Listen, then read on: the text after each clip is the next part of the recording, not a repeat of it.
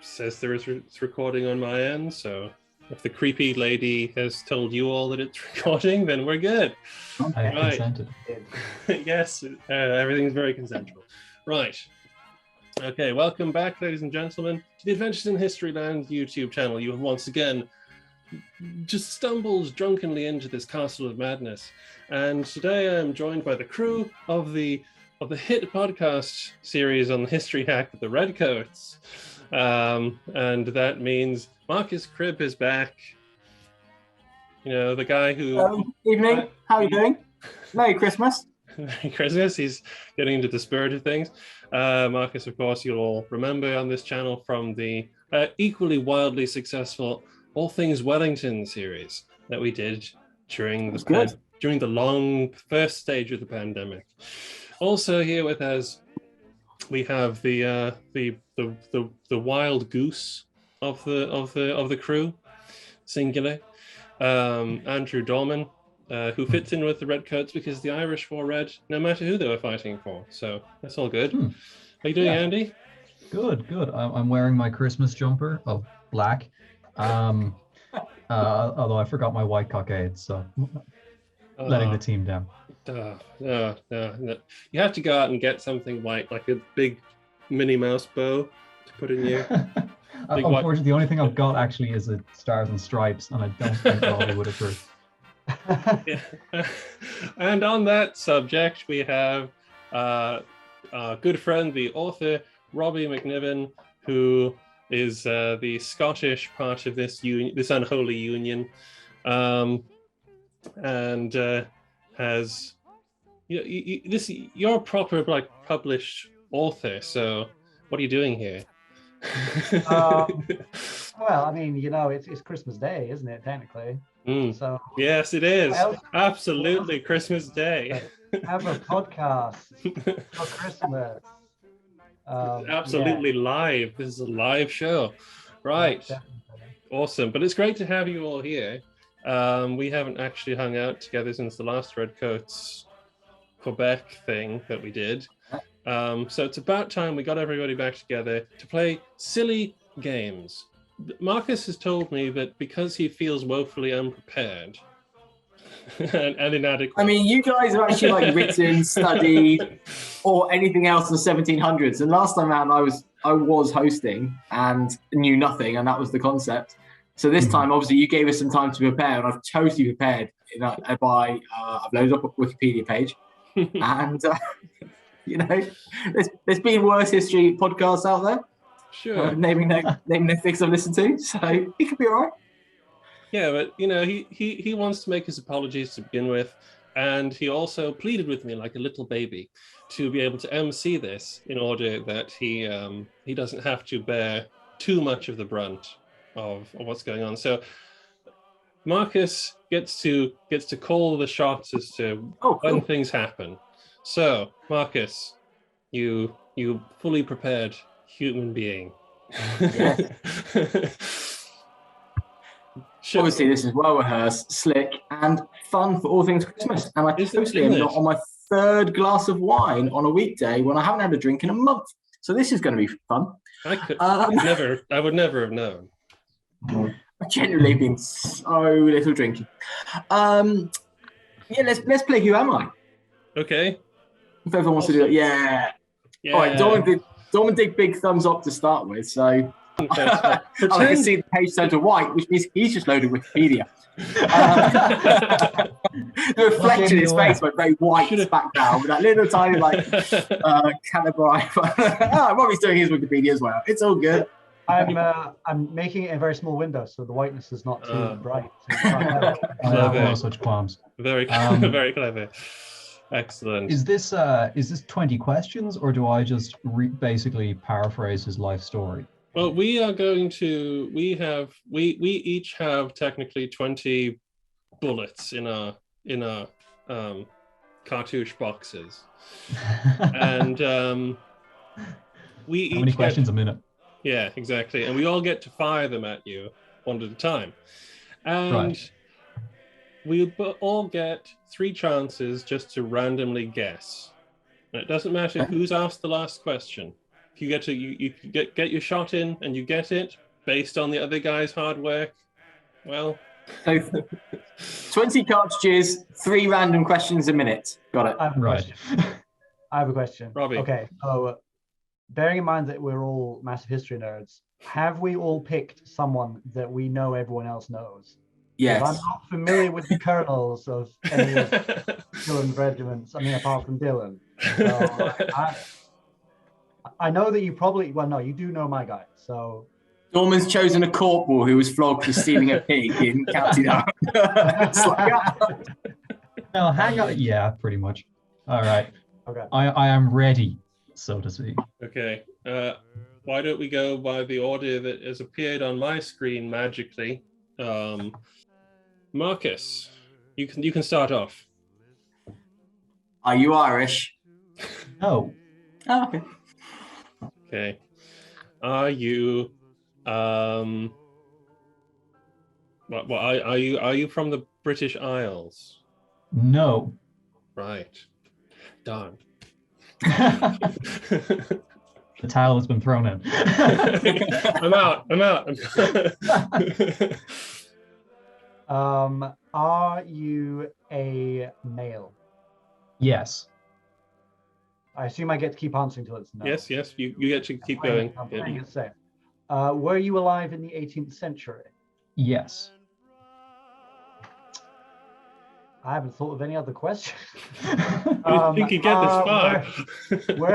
Were you born in North America? No. Back to Marcus then.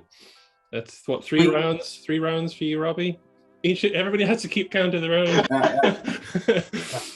Good soldier, count 7 rounds. Were you born in continental Europe? Yes. Okay. Were you serving in an army? Yes. And were you a commissioned officer in that army? Yes. Were you serving in the French army? No. Hmm. So, are you from German principalities? Can you be more specific? Well, it is a German question, so that's fair. German as it stands today. Are you? You mean, was I born there or did I serve there? Well, one may lead to the other, I suppose. But I did intend to ask: were you born in what is now Germany? Okay. No. Right. That was a lot of effort. Did you serve in the militaries of one of the German states? Wikipedia. Yeah. Yeah. Okay. Yes, I guess.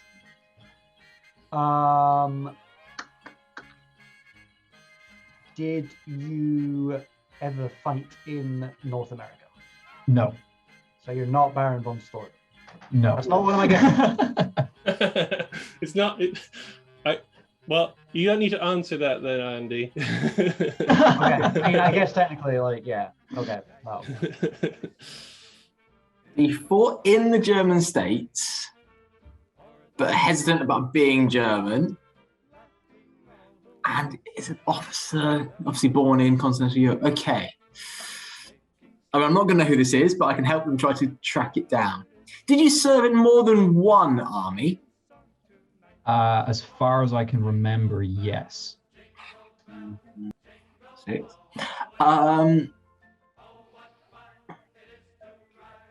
Were you killed in battle or from your wounds? No. The caginess about whether you're German or not. Are you an Austrian? No. Okay. I'm just missing all over the place here. I was not taught to aim my musket at all. I was just close your eyes and hope for the best. You have the traditional Hollywood musket. Yeah. And again, obviously, Andrew, you don't have to answer this. I'm just trying to keep track of what we've worked out so far. Yeah, sure. Perhaps in the German military, we haven't pinned down where he was born, I don't think, yet, apart from Europe. So, were you born in France? Yes. So obvious, you know. Actually, now I come to think of it, I was just thinking, has anybody asked him if he was born in France? I mean, were you born in one of the leading military countries of Europe? Yeah, no. Yeah. I thought I asked if you were born in France, and you said no. No, I don't think No, so. you asked if he was in the French army. Yes. Yeah, we're conflating our born and served in. Mhm. Right, so born in France, served in a German military-ish, probably. Were you a infantry officer? Yes. Right. Were you born in the first half of the 18th century? No. Okay.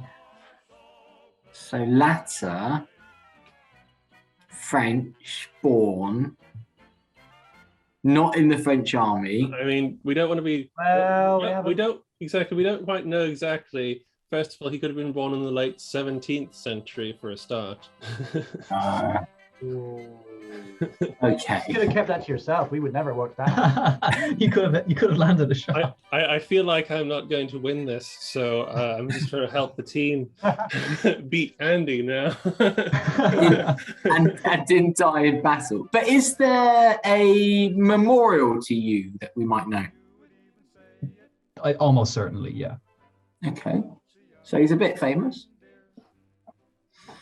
I'm trying to think what we didn't ask.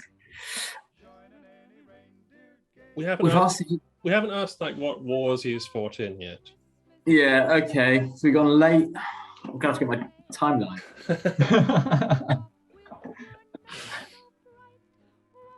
Did you say late? I'm just going to start naming because it's just going to be impossible. 7 Years' War. No. Okay. 9. I think this is my 4th because I just keep missing it on the first go. Okay. Were you born in the late 17th century? Yes. Right. Did you see service in the War of the Spanish Succession? Yes.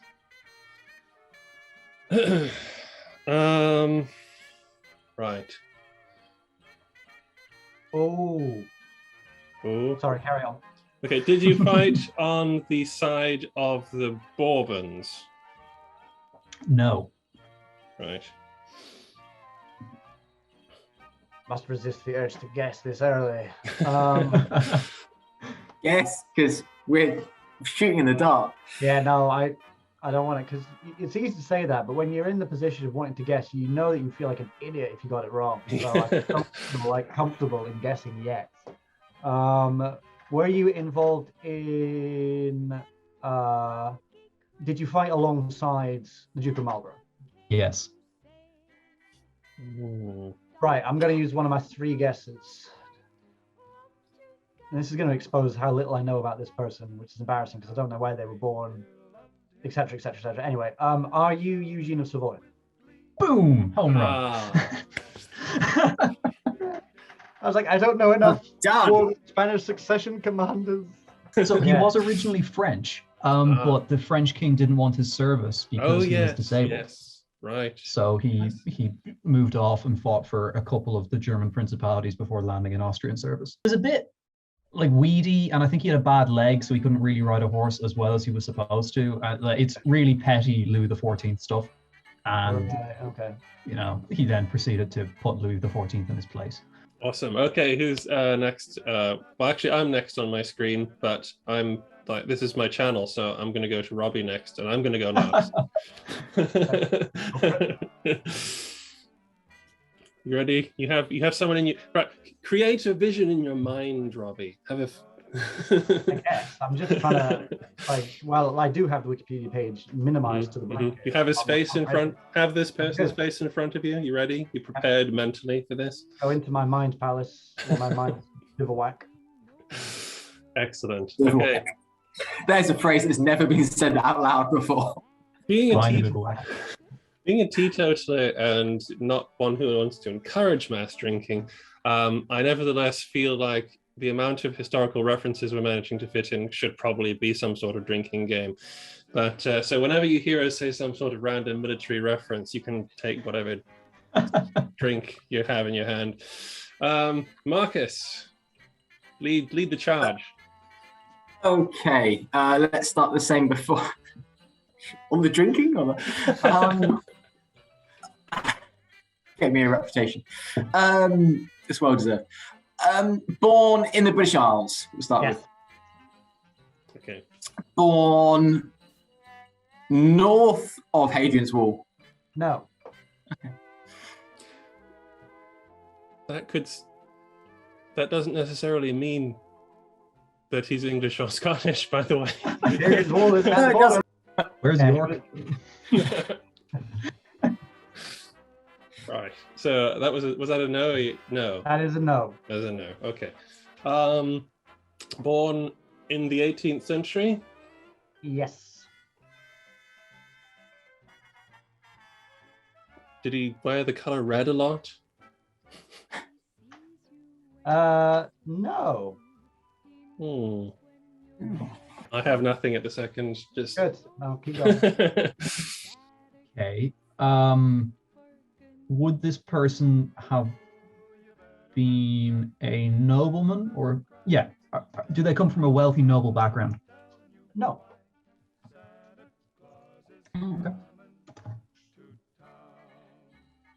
I'm going to ask, and it doesn't necessarily exclude, and also I'm going to point out the fact that I know that Hadrian's Wall isn't actually the Scottish border. It's just so we gone for noble. Do they come from royal background? Is what I'm trying to say. No. Yeah.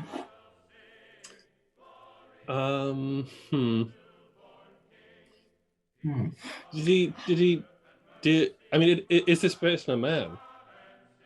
Yes. Okay. The man. That narrows it down. Was he a soldier? Yes. Soldier. It's my theory. I had a piercing, insightful question that's just left in my head. 1 minute while I retrieve it. All right. So he's not nobility. He's not royalty. Can I get you to give me gentry? To be honest, well, how much am I allowed to give away? It has to be yes or no, doesn't it? Yes or no? Yeah. I'll give you a yes. I'll give you a yes. Right. Okay. But obviously you're not happy with this. Yeah, you can infer from. So we shouldn't Yes, lend yes. too much weight to that. So that's a yes. Was this person an officer? Yes. Right. Where on earth are we going with this? I'm glad you listened. Okay, time to crack out the wars here. War of the Spanish Succession. No. I should have probably have guessed a different war with you, but Let's just bunt this, I think, to use a sports term. American War of Independence. Yes. Okay. Right. So, officer, British, probably from the south of England, but we don't know due to Marcus's geographic confusion. Male, didn't wear red. Well, Is he the question was, did he wear red a lot? Right. Is he a cavalry officer? Yes. Ah.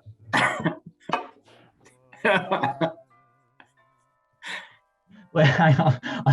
I'm trying to remember where these people were born. Well, it was one of two once we got that point, and now it's go on, Dorman. Would he have fought in the southern conflict in the American War of Independence? Yes. Okay. Is he, or is a representation of him portrayed in the film The Patriot? Yes. Oh, Bouncy can I do my Harrison. Jason Isaacs impression?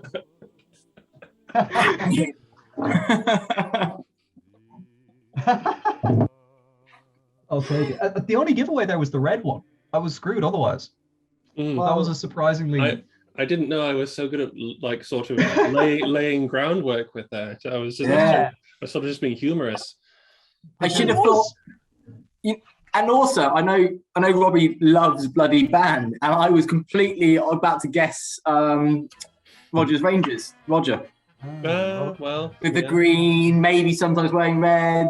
I mean, it could have been technically because it's the Queen's Rangers were like foot and horse. I guess it could have been Simcoe. Yeah. I mean, it was largely because I've got Robbie's book on light infantry. Awesome. So Dorman runs away with that. Excellent stuff. So now we go to Marcus. Create in your mind a mental picture of who you want to be in the past. Is it a young Arthur Wellesley? Damn it! No, so that's one of your guesses. Misfire. He went off a half cock. I was waiting for that one. Okay, that was just so obvious. Downs the drink. Anyway, lots of drinking. Okay. Yeah, I'm next in line behind Marcus on my screen anyway, so I'll go first.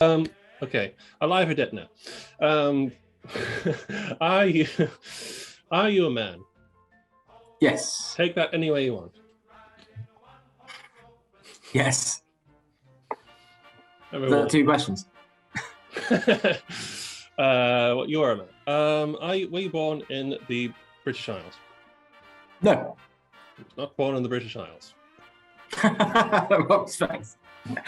It's not Wellesley. Next I see is Andy. Right.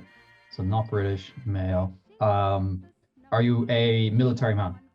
Yes. Okay. Right. Are you an infantryman? Yes. Okay. Are you born in continental Europe? Yes. Start narrowing that down. Are you born in France? Yes. Okay. So it's not Napoleon. Right. Infantry, French. Also, French was artillery. Yeah, good point. Did you serve in the American War of Independence? If he doesn't know, then it can't be the guy you're thinking of. No. Okay. No, I was like, Lafayette. Actually, I can say that with certainty. No. Right. So that's me. So did we establish that he was in the French military or just born in France? Born in France. Okay. What did he serve in the French army? Yes. Did he serve in the French army during the French Revolutionary / Napoleonic period? No. I was like, it's going to be a marshal of France. There's like 20 of them. French marshals, Sultanate, whatever. Okay. God. It's not a Napoleonic guy. This is terrifying. Wow, where do we go indeed? Okay, were you born in the early 18th century? Yes. Right. So did you fight in the 7 Years' War? Yes. Yes. We think. Yes. He could be bluffing with the intonation. He might know perfectly well. That's true. Were you of a high rank? Yes. Okay. Did you command an army? And yes. Yeah. Going yes and no. Yes. Okay. So French. So that means French army commander. fought in the 7 Years' War. Did you ever fight the Duke of Cumberland? No, I do not know. He wouldn't be. Did we ask where he was born? He is French. Okay. Yeah. Okay. So that technically wouldn't be the guy I'm thinking of then, I guess. No. Right. Did you... Did we get an answer to the Duke of Cumberland question? He said... He pleaded ignorance. I'm not sure. Off the best of my knowledge, no. Unless there's... Right, that means Andy goes next. Okay. You said excuse me. You said 7 Years' War. Did you fight in what would more likely be known as the French Indian portion of the 7 Years' War? Yes. Okay. I'm preparing to snipe.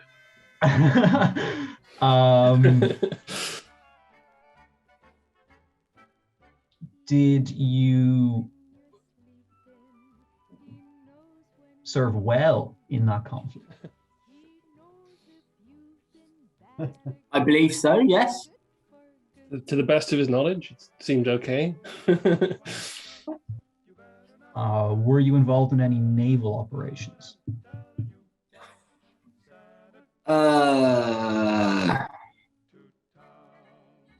I'm not an admiral, so no. Okay. Do you appear as a character in the film Last of the Mohicans? Yes. Were you killed at the Battle of the Plains of Abraham just after? Yes. Oh, you got Montcalm. It is. Montcalm! I should have sniped. I should have sniped when I had the instinct. No. I was a little thrown Excellent. off. Well done. I was slightly thrown off because this is very, very niche and nerdy thing to say. I was slightly thrown off because you said he was an infantry officer, and I'm pretty sure Montcalm was famous for being a cavalry officer before he went to America. Although he served in the infantry as well, I think. But he was known as... I did check. He was commissioned initially into an infantry regiment, so that's what I was going with. This just goes to show that we shouldn't place basically any any store in was he in the infantry or the cavalry if he becomes a general because Yeah. I was literally doing some reading earlier being like there's a French general in the peninsula who's an infantry officer, and then it's like he just flip-flops between infantry cavalry, and it's like yeah, it happens. No, I didn't choose Napoleonic. Plays at Abraham, Quebec people. Come on. Nice one. We did a podcast on it. We did an entire podcast on it. I even did a rundown on him. That was why I was almost going to snipe and steal Robbie's glory. Plus Last of the Mohicans. Yeah, plus Last of the Mohicans. He is a dastardly character. Good. But so that means Andy got one. Did Robbie get two? Yep. Yeah. Right, so you're winning. Okay, slight hiatus there. It's a shame we didn't record that actually, because it was actually pretty good content. Anyway, we've just been discussing how you get promoted in the French cavalry. Yes. If you know, you know. Okay, so my turn to imagine somebody in my head and then become that person and then answer all your questions very accurately. So Andy is now first on the list because he was faster than all you guys. So what can I say? Goes well, the speed invested you. Let's just cut straight to the chase here. Is he French? He's not French. I'm out. Robbie's next. Ooh, was he born in the British Isles? No, he wasn't. I'm out. Yeah, I was just about to say. I can try to think like Josh, having known you for a few years now. This is going to be an obscure Spanish general who fought on one of the islands against the British invasion. Is he Spanish? He is Spanish, yes. Yeah, right. Okay. I mean, I'm out, but I know who it is. But we all know you know. We all know you know. I know. I have no idea, but I have no idea. Was he born in the 18th century? Yes, he was born in the 18th century. And was in the Spanish army Yes. as an officer? Yes. Crap.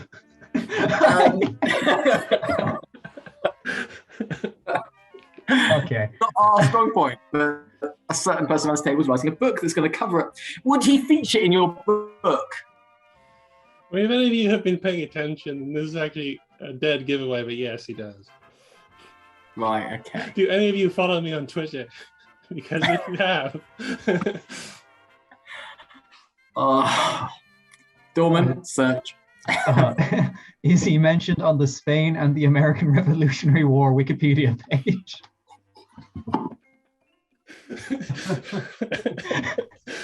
Just blatant cheating. I would hope. No, you don't have to. You don't have to answer that. I would. All I will say is I would hope so. Right. So just to clarify, it is he fought in the American War of Independence. Yes. Yes. Okay. That will say that we will say that was the question. Yeah. No, not at all giving the impression that you have Wikipedia page up right now, scanning the list of principal commanders. Are you this? Are you this? Are you this? I only got 3 shots technically, so. There were more than 3 Spanish commanders in the American Revolution. Yes. Well, was he serving in the French army at the time? No, strangely. Strangely enough. Take it. I didn't count his phone a friend by sending a message.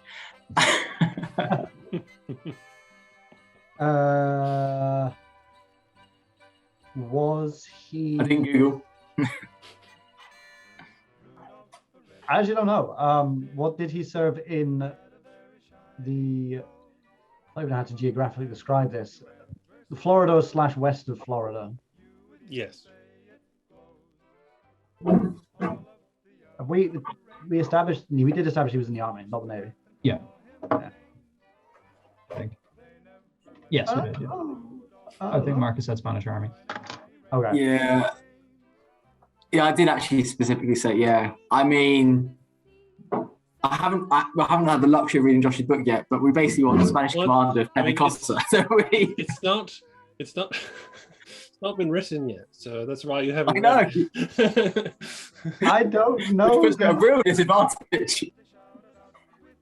I can't think of anything more to like narrow this down. I mean, if you can convince me that you basically know him on sight, then I guess that counts, and I can give you his name because it's Christmas. But if you can, right? If you can tell me what he did and when, then I guess that's command fair the enough. Spanish forces at Pentecosta. I don't know where Pentecosta is. I can't pronounce things. Pensacola? Who said that? I don't know whose turn it is anymore. It was Robbie's turn. We don't know It whose was turn my it is turn, anymore. but I've given up basically because I can't remember his name. Did his name and any of his many names start with a V?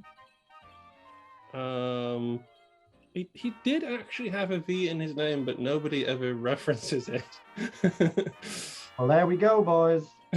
Yeah, I don't know, and to be honest, I can't even elaborate on not knowing more. Have I been If the overly other two cruel would- here? If the other two would like to fight through it, then Have I been overly cruel here and chosen someone that's just impossible to get? Okay. no, we need to all get educated on this topic. We Okay. did the right thing. Okay. Right. I have a cunning ruse. Knowing that Spain isn't exactly the haven of originality when it comes to names, Don. let's just I'm gonna start naming Spanish names. Is his first name Carlos? No. Okay. When it comes back around, I'll have another one. Don't worry. Okay. The king of Spain was Carlos, though. Yeah, he'd have had the cipher somewhere. Robbie, want to go with the names Marcus's again? turn. It's Marcus's turn. Okay. Oh, I mean, I'm on the same. Does he have Don in his name? Well, Don's a title, but so Gonna say technically, it's yes. Yes, yeah. All right, he's done. Aha. We got Don, one. we got Don. Don. I'm on full blown like Zorro mode. Ah, the Dons are here. Brilliant. That is a line. I'm sure it is. It's like Does he Antonio- die in this battle? No. No. Okay. All right. If he'd said yes, you have been like, oh, it's this guy. No, not even a little bit. It narrows down the Wikipedia search. Yeah, true. Look for the little cross. Yeah, I don't know. I'm just going to have to hold my hands up and say I'm not going to be able to, unless we just keep guessing random Spanish names. Okay. Dortmund, you're up. Yeah, it's Dortmund. Is his name Rodrigo? Wow, that is a very Spanish name. It's a very Hollywood Spanish name, but no, it's not. What El Cid? Sure. But no. You know what? Since I've bowed out, I'm actually going to Google it because I'm annoyed that I don't know it. Okay. You guys keep talking among yourselves. I mean, the most Spanish name ever. He's from Barcelona. Is it Manuel? I mean, No. are we? Sorry. Okay, I think this is getting dangerously close to just being a bit racist. Oh, it's Hold on. that guy. Faulty Towers. I've heard of him. Sorry, carry on. Don't kid yourself. Because I do actually know the name. I just. Yeah, I had complete faith in you from the beginning, Robbie. Sorry. I believe you. I surrender. No, I'm at the same one. I know exactly the position that you mean, in like where they were, what they were doing, but the specific name is. It's quite obviously Bernardo Vincent de Galvez y Madrid, first of Viscount of Galston. Indeed. That was nice. My goodness, Robbie. Just gonna say. My favourite part is as you said that the white page of Wikipedia is lighting up. Like a Christmas You know, tree. Bernardo was my next guess. It could have been, to be honest. It is a very Spanish name. It is, and it is Zorro. Isn't that is Zorro's sidekick? Actually, isn't it? The guy who can't speak is Bernardo. I am. Yeah. Mm-hmm. Yeah. And we did Actually, my next guess was Inigo. But Okay. so, Anyway. did you just pick that to plug your book? Would What I podcasts are all about. Come on. would I do a thing like that, Andy? No. Coming guess not. coming late 2022. Who's the publisher? Helium Company. Anyway, yeah, that was just completely just because I love history, nothing to do with what I'm doing whatsoever. I mean, do we have self-interest in this world of ours? Okay, awesome. So actually, that doesn't basically mean that Robbie is the winner of Stumbled over the finish line. Mhm. And Andy coming tied with me, I guess, because I must get a point for being mysterious.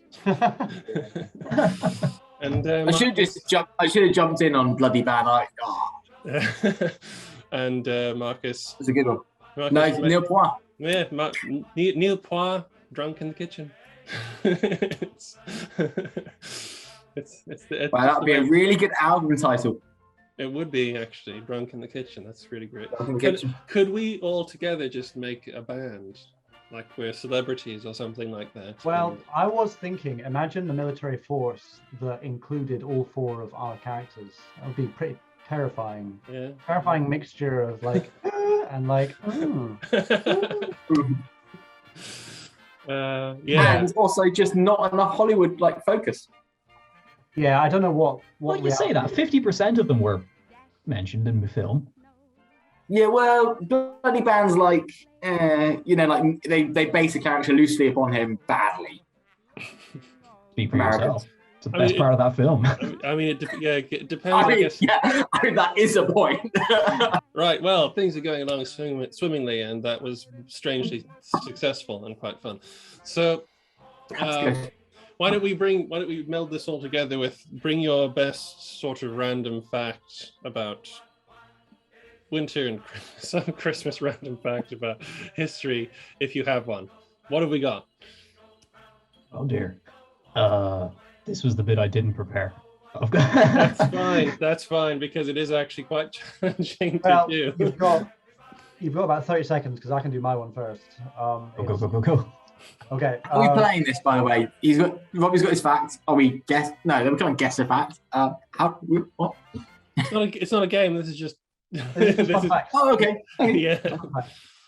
The So- audience can judge who had the best one, I guess. Well, I didn't know it was going to be about that. Fine, my never God, mind. that- No judgment whatsoever. We're just doing this because we like history. I just love the idea that Andrew's just like, cool history facts. Yeah. About What is that Google doing right now? Okay, so Scotland. I knew I had to get Scotland in there sometime. Good stuff. Scotland did not have a public holiday on Christmas Day until 1958.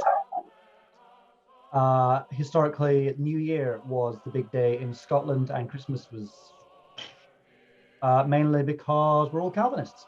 Hmm. Oh. That it? That makes sense. Is Yeah. that why Hogmanay is such a big deal? Yeah. Yeah, it was just like the big holiday. I could throw in bonus facts. New Year. Just to flex. New Year was the 25th of March in the UK until, was it 1759? Maybe a little bit earlier when they Sure. changed. Is that why all of my bloody research is cocked off by 3 months every single time? Yeah. God, That's no like wonder. the financial year being the 1st of April, just because it is. Yeah. Stupid That is calendar. random. Stupid calendars. That's a really good fact. New Year's Day is the 25th of March. Yes, I don't know if you want to verify that, but I'm pretty sure that's right. It I was love it. I mean, And- I don't even need it to be accurate. Like, about the mid 18th century, and needless to say, because it's Britain, there were riots when they changed yeah. to the 1st of January. yeah, so like London had whiskey riots, gin riots, beer riots. Riots. We don't riot about, liberty and equality and all that sort of thing. But if you change how we read the year or what we do in it, we will come for you.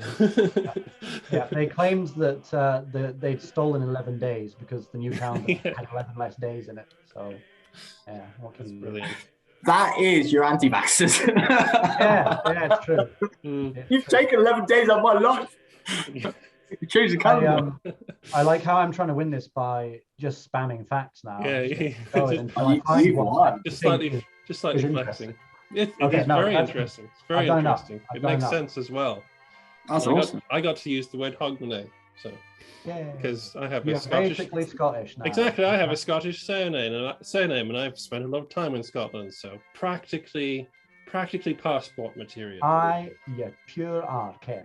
Aye, tis. Right, Marcus, Andrew, you wee beasties, what's up now?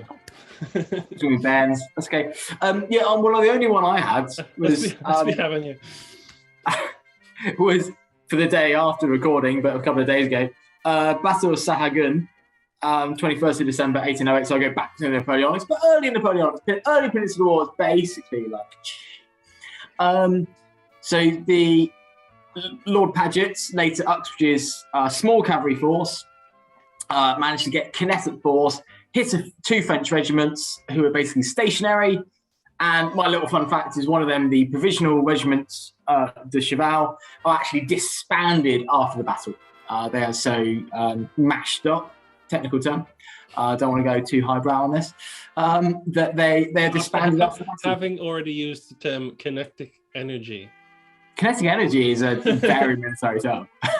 Yeah, but That's delving back into my army brain. So Yeah, let's yeah, go back. yeah, but you said you didn't want to be highbrow. I mean, you're using $2 Kinetic energy mashed up. I just quite like the fact that there's not many times that a regiment is just disbanded because they've lost all their. Yeah, So Merry Christmas was had by all. indeed. yeah, well, in my head, so how good it is because I've got. It's a very snowy scene, and this whole thing's about like sabers and people with numb fingers, and I'm like, in military history, sabers, snow, numb fingers. Merry Christmas. Blood on Snow, I mean, is basically Santa's outfit. Well, I mean, that's excellent. Yes, because you have kinetic, mashed up energy, sabers, numb fingers, snow. It's in December. Nicely brought, Mr. Cribb. Nicely brought. Well met. It was that or You're gonna something have last to- weekend, something. You're going to have to stall more for Andrew. Come on. No, I'm good. I've got it. So, I panicking see. as I did, I leaped to the newspaper archives for December 25th, just to see Clever, what was happening. clever. You see, this is how a historian's mind works. This is a historian in action here. You just saw it right before your eyes. So, I have an example here of some really incompetent marksmanship, if nothing else. Clonmel, December 21st. Last Monday morning, a duel was fought at Dromore near Mallow between James Purcell of Canturk, Esquire, and Blank Falconer, Esquire, Riggs Falconer of the city of Cork. 8 bullets were fired. When the latter finally received a wound in his leg which shattered the bone, we hear amputation was necessary. First of all, how long did that duel take? And how Wow. rubbish were they? They really must also have hated each other. I was a going to say, they lot. must really have been up for it if they didn't just call it off after a couple. Like, Yeah, like, could you not have talked it out during the reload? So, that thing I said to you, man, he's That's still mad, intense. still mad about it? Yep.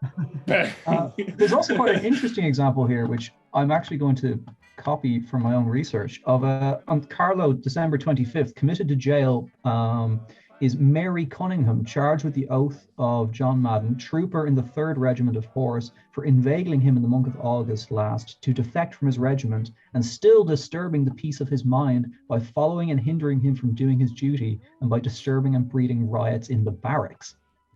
Wow. So Disturbing Mary- in the minds. yeah, accused of Wow. manipulating the poor innocent soldiers. Wow, dude. That's Clip for later. this is I think this is I've just thought of one, which is definitely going to be a tweet as a bonus. Colonel Girdwood, the Duke of Wellington's private secretary, killed himself on Christmas Day. So Merry Christmas, enjoy. And a happy new year. you know, alcohol's a depressant, Marcus. I laugh. I didn't go into the details about how he cut his own throat. I mean, that'd be depressing.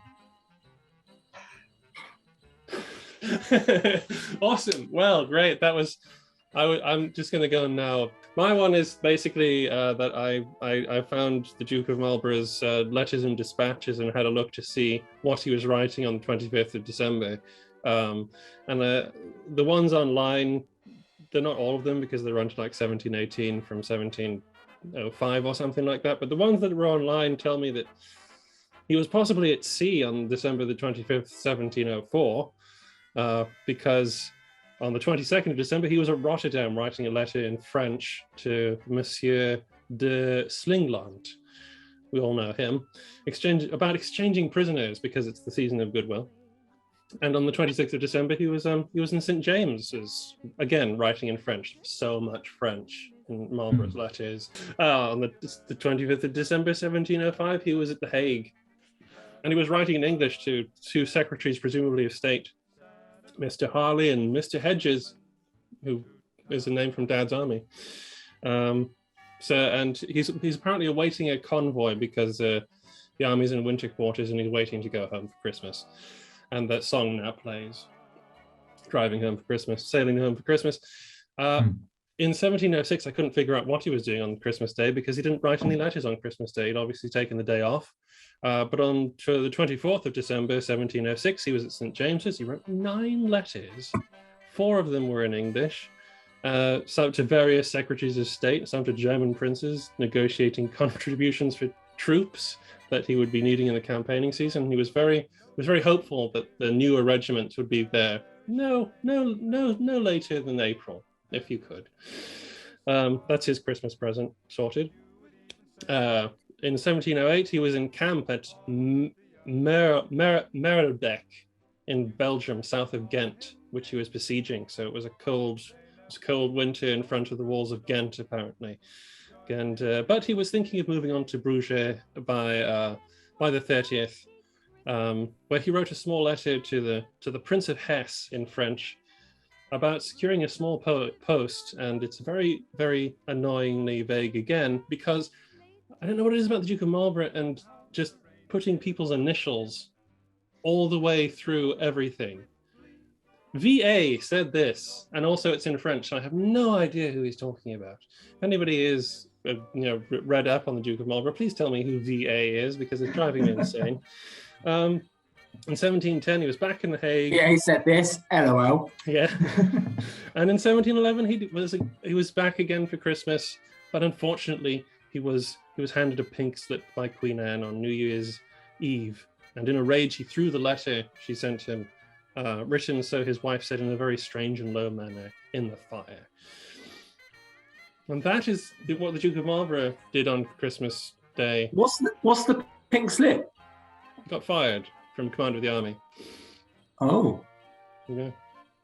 Because he'd been in charge for a long time and he had many enemies, and people hated him now. People hated his wife now, and they got him on because they accused him of basically continuing the War of the Spanish Succession for his own profit, and or at least his wife for telling the Queen, we must keep fighting the French so my husband can continue getting titles, which slanderous. I remember that stuff from The Favourite. Yeah, that's the stuff. Lots of stuff went on in The Favourite. Okay, so that was good.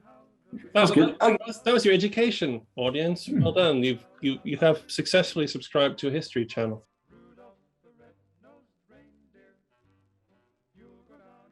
That was next. That's the best history joke I've heard so far, Andy. And we're recording again now, and I feel obliged. You can't even include it because it's definitely going to be in Dorman's stand-up next year. Oh yeah, because most stand-up crowds really appreciate a good Wellington reference. I mean, I bloody well hope they do. I actually want you to especially say in Dublin. I want you to say it again and see, and I want people in the comments to I want to see how many people get it. Okay. Well, Marcus was attempting to look up facts about Wellington regarding Christmas, and I replied that technically Wellington is the most festive of all the generals, given the fact that he was born in a stable. Boom. Comments below if you got that. Well done. That is free material getting there. Getting a subscription to Dorman's page. That is smooth. Now gigging in Dublin. Smooth. No, I'm not. And that's not just due to the pandemic either. Oh. Okay, so Marcus, have you managed to actually think of? No. Well, we'll see if you can get someone by the end of it. But that means Andy, you're up first with your. Okay. And you can if you want to do the 2 facts and a lie, whatever. Go for it. Okay, so when the British Army arrived in Ireland and was based here for a long time, they, as any army does, began to develop certain stereotypes associated with the local population. So I'm going to present to you 3 reasons that British officers believed Irish soldiers or Irish civilians drank excessively. And I want you to try and figure out which one of these isn't the true one. So, firstly, the Irish drank because potatoes are so easy to grow that it leaves you a lot of time in the evening. And that needs to be filled with drinking. Option number 2, the Irish drink because it's the only pastime that has a productive reward at the end of it for them, as in they can sell it. And option number 3, Irish people drink because everyone has heard all of the stories before, because everyone's bored in this country, and as a result, they need to drink to make them entertaining. The third one's true.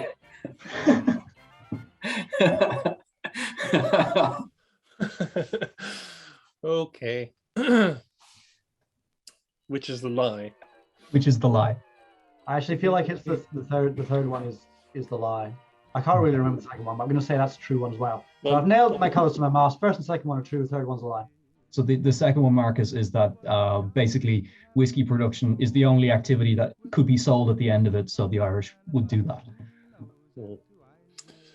I think the first two sound weird / dumb enough for British officers to have had that opinion.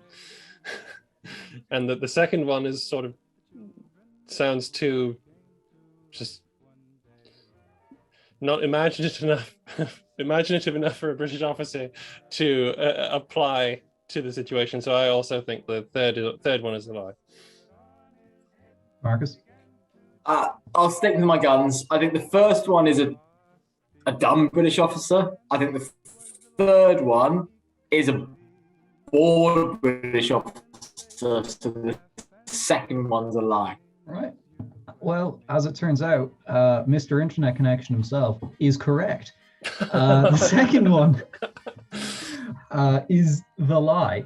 The first, the Irish growing potatoes and they're too easy to grow. That comes from the diary of Diet, who was I think he was a colonel actually. He was quite a high-ranking officer in the 1780s and 90s. And he spent a brief period touring around Ireland, said that the wealthy Irish were fine, a bit eager to impress, and the poor Irish had too much time on their hands. And they make this ishka baha because they're lazy and potatoes are easy to grow. The third one, he's not a bored officer, he's a temperate officer. So he's being very smug. It's Augustus Optum, or Optum, however you want to pronounce it, in the 1730s and 40s. And he believed that in the barracks and in Ireland, because you were stuck there for so long, that you had to drink in order to make your stories entertaining again. And the second one I made up, so. Nice, well played. Yeah, it was. You want to go next, Robbie? Yes, I can do. Sadly, mine is not as elaborate. It's you're just going to have to guess if it's true or false. So here we go. I don't know how you really dissect this because it's just kind of like it might have happened or it might not have. But yeah, we'll see. So I'm going to say that Charles Cornwallis, Earl Cornwallis of American Revolution fame, was blind in one eye because he was hit with a cricket bat when he was a child at Eton by a future bishop. I mean, it's tempting to go, that sounds like Eton, isn't it? Sorry, this is my own ignorance speaking here. Is Eton a religious, or was it a religiously tied school? I don't think so. It was just a extremely prestigious school. Can't remember his age when he was there, so I guess I have confirmed that he was at Eton. But yeah, I don't think it has like specific religious foundations or anything. Okay. Because you know the whole thing of, in order to make a lie sound believable, you embellish it with as many details as possible. Inclusion of teacher bishop. I mean, it wasn't like a seminary or anything like that, but some people did become clergy after going through it. I think the Duke of Wellington, one of the Duke of Wellington's brothers, became a bishop, I think, something like that. And I think he went to Eton, but probably wrong about that because I don't know much about his brothers. If this is true, it's a indictment of the commission system that some half-blind posho can get into the army and ends up commanding a substantial force in North America. I know. I don't remember any books saying that Cornwallis was blind in one eye, though. Admittedly, I haven't read about Cornwallis in quite a long time, so could have. There is that incident in the Battle of Guildford Courthouse where he almost like rides into the American lines and has to be guided out. So Sergeant Lamb says. By himself, and no one else saw it, but Sergeant so Sergeant Lamb. Do you have a particular source that this is from? Not really. No. I don't know if that helps or hinders you. That just makes it slightly more suspicious that you don't have anything Yeah. prepared. You hold up a Yeah. painting of him. Okay, I've never heard that Cornwallis was blind in one eye, so I think it's a filthy lie. I'm going to also say lie because I think as a British officer, he either would have made a huge deal of it or he would have made such a huge deal of the cover up that it would have been unsuccessful. Yeah, I'm not going to rock the boat on this one. I think lie as well, but it's a fun lie. It's the kind of thing that he'd probably say, oh, I got hit on the head by a man, he's now a priest. It's a good mess story. Well, you're wrong. It's true. Ah, Okay. what? Cornwallis was hit in the eye with a cricket bat by a future bishop while he was at school in Eton, and he couldn't. Yeah, Wow. that one eye. Oh, the Which commission actually makes me system want to sucks. Google, because I haven't actually checked his portraits recently. I'd love it if he just had a massive, it's like the Mandela effect and none of us realized. It's just a creative. Yeah, it literally. No, wait, that's not actually Cornwallis. That's the other Cornwallis. Never mind. Yeah, no, it doesn't come across at all in any of his portraits. But you know what portraits are like? Oh, maybe a little bit in. Yeah, no, there is one where he's kind of like a bit, you know. Little days. Anyway, Sorry, Robbie? He's the kind of a bit what? a little bit sort of like looking at two things at once. You're looking at the link from Curiosity is the Spark. Yes, Where I he's am. very, very cross-eyed. Yes, I am. I mean, that is fascinating. I've read a few books on the American Revolution, and they usually all focus on Cornwallis, and I feel like that should have been something that was included. I guess. Yeah, sorry, I don't actually have the source, so I guess I'm a terrible historian. I have read it in multiple places. No, but an excellent sort of misdirect, because it seems yeah, I tried like to. It sounds like Monty Python-esque, which is. it does. I mean, but the other problem is that it's kind of a weird question to ask because there are so many books about the American Revolution. Any of them could have actually said that he was blind in one eye. To be honest, like which source? Oh, you could have literally named any of them, and we'd have all just had to have accepted it. Yeah, there's a long lineage of Revolutionary War historiography. Yeah, It's probably. that's fascinating. Nice one. Well played again there. That's Robbie and Andy have duped us and made us look like fools. Okay. Mine, I'm going to give you two, and you have to figure out which one is a lie. Okay. One is that there was this soldier in the Duke of Marlborough's army, and he found out that there was a bunch of guys, 4 guys, who were making a good deal of cash by playing illegal gambling and running a small whorehouse. And he decided he wanted a piece of the action. So what does he do? He challenges them all to a duel. And he fights them all. He beats 3 of them, but on the third one thinks, oh, I'm going to get the drop on this guy. So he hides a pistol in his hat. And although they were very careful to search each other for, daggers and stuff, for some reason they didn't check their hats. And our boy, it's not the scene from like Three Musketeers. That's up for you to decide, Marcus. And so they have at it, and our boy's winning, and then suddenly, wham, off comes the hat, out comes the pistol. And he's like, all right, I give up. But he's like, no, I'm going to kill you.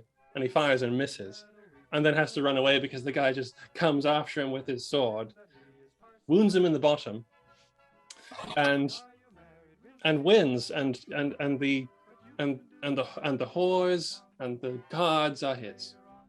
That is story 1. Okay.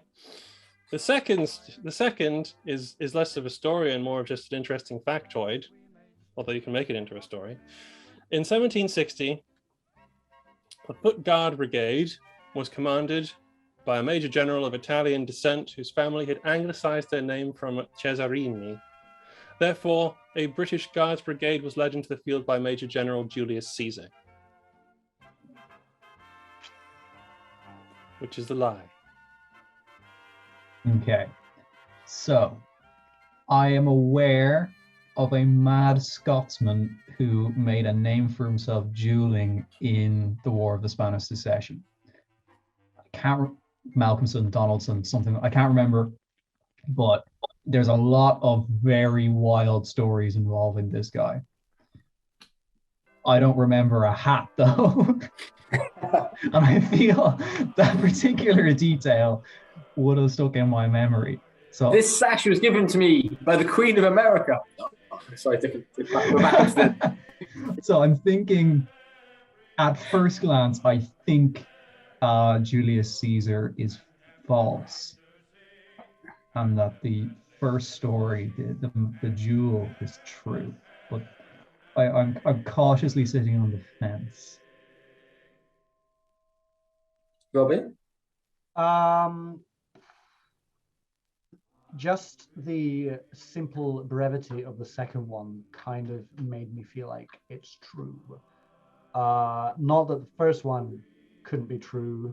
I kind of feel like maybe there's some misdirection here, in so much as maybe Josh has used an account from the War of the Spanish Succession, like the one Andy mentioned, but actually has changed it sufficiently to mean that it isn't actually the thing that occurred, making it the false one. Probably overthinking this. What how diabolical. Which one? I'm just going to go for it and say I'm going to do the opposite from Andy and go with Julius Caesar. Now that I say it out loud, I'm like, wait a minute, surely not. I'm going to stick with it. The second one's true, the first one's false. I think I've heard of Julius Caesar. I'm pretty sure. I've heard of him too. I mean, yeah. I'm pretty sure. I mean, yeah, it's not just Obelix and Asterix. No, I'm pretty sure Julius Caesar was a guy. So obviously not like that. So yeah, I think Julius Caesar and the hat thing. I am 92% sure you've ripped from Three Musketeers. Okay, right. Well, ladies and gentlemen, now enraptured on this subject, I am delighted to let you know that in the spirit of Christmas, everybody wins, because this was a trick thing and they're both true. Oh! Very well played. Very nice. So, am I right? Is that the Scotsman? It is lunatic? Donald Yeah. McBain. Donald McBain. Who wrote? Robbie's like, I went to school with him. Hey, that's the guy who was in the army for or is that the one with the baby? Yeah, it's the baby at Malplaquet. Yeah. Malplaquet. Yeah. Oh! I did know him. I do know Donald McBain. Yeah. He cheated me at Pokemon cards. Where his wife just sort of rocks up, gives him this baby because she has to go somewhere else, and he puts it in the haversack. There's an amazing mannequin to him in Edinburgh Castle, isn't there? Yes, there is. Yep, and apparently, I think it's in Fortescue or something like that, or at least I traced it that far back. So who knows? Actually, there was a major general called basically Julius Caesar because his family had changed their name from Cesarini. Pretty amazing. Mm-hmm. And so there we have it, ladies and gentlemen. We have exhausted our games. Oh my goodness! Hang on. Marcus has thought of... He spent so long Googling. I spent so long putting something together. My apologies. You did that. It was like 2 glasses of wine ago as well. So I thought you'd just given up. God, I'm not the French army. Oh, shots fired. Wrong century. Completely the wrong century. We are definitely the French. Okay, right, Marcus. In your own time. Yeah. I'm going into the 19th century because we're Long 18th. yeah. Otherwise, it's just going to be lies. Yeah, but they were born in like the 18th century, so it's cool. I know it only lies because I just know by rule. So Duke of Wellington, as far as we know, had a dog named Vic. Duke of Wellington dined with William Pitt in the same house as Napoleon III lived in. It's now a golf course. And rumours of Nelson having one eye was so prevalent that when they erected the statue in Trafalgar Square, they actually put an eye patch on him. So these are which is the lie? Which is the lie. Okay. I'm going to say the second one's true because that sounds like just classic history house trivia that you would know. If I That can... is peak Marcus. And I just never heard a no dog called Vic, so I'm going to say that's the false one, which means the eye patch one has to be true. Right. I think that the lure of the myth surrounding Nelson is strong, and there's a lot of stupid statues of people. Like, they don't pay that much attention. I mean, what's the Braveheart one recently in Scotland? Yeah. That was awful. No! Oh no! Oh no! I mean, that was Ronaldo. Like, the eye for detail may not be there, so I think the eye for detail wasn't the only eye missing. So, always on. Yeah, I'm going to say that the Nelson one is false. Because if anyone's going to get obscure facts about Wellington, it will be Marcus. Well, I am inclined to think the Nelson one is a dirty, filthy lie, because, well, you don't have to answer. Did they rectify the statue? Or is he up there with this? Is he up there with a patch right now? All I will say is that London cabbies will point to the statue and say, as true as Nelson only has one eye. Right. I've had cabbies do it. It's like in a little thing. Okay. The knowledge. I'm still slightly. I mean, you could be really like messing with all our minds here, because by throwing in the thing about Vic the dog, because Wellington did have a dog called Vic. I can confirm that. And I also know that Napoleon knows everything. And I think that Napoleon III did actually live at, what is it, Sunningdale Golf Course or something like that, or one of the golf courses around London. It's too good. Or something like that. But we don't know that. I know the dog is real, but I don't know if the golf course is real. But because of that, I have to say the Wellington one is real and the Nelson one is fake. Yeah, Nelson one's fake, but the London cabbies I've had swear blind that he's only got one eye and he's got an eye patch, but he's got a scar. I don't think the statue's even got a scar. But yeah, Camden Place, which is now Chislehurst Golf Course, was a residence of William Pitt, and Napoleon III lived there, and he died, and now it's the golf club. The house still exists. And yeah, he had a dog. We know he had 2 wire fox terriers, Wellington. One of them was called Vic. Mm-hmm. Puppies. The other one was a Tory. Awesome, right. Well, there we go. My vague knowledge of Wellington's animals has saved me. I should have known that you'd know his actual dog's name. I still think you know too much. I know that sounds vaguely sort of spy thriller, isn't it? Or something like that. He knows too much. The man who knew too much. He must be eliminated. Right, so there we go. Marcus managed to get one in and duped some of us. I've lost complete track of the score. I think I lost. Andy duped us. Robbie duped us. I kind of duped us all, but let everybody win because I'm a nice guy. And everybody fooled everybody. And you just lied. Yeah, you lied. I just lied. I lied for the good of everybody because I know too much. And none of us really fell out, so it's not Christmas. Oh, yeah. Well, Oh. If you want more lies, buy his book. Yes.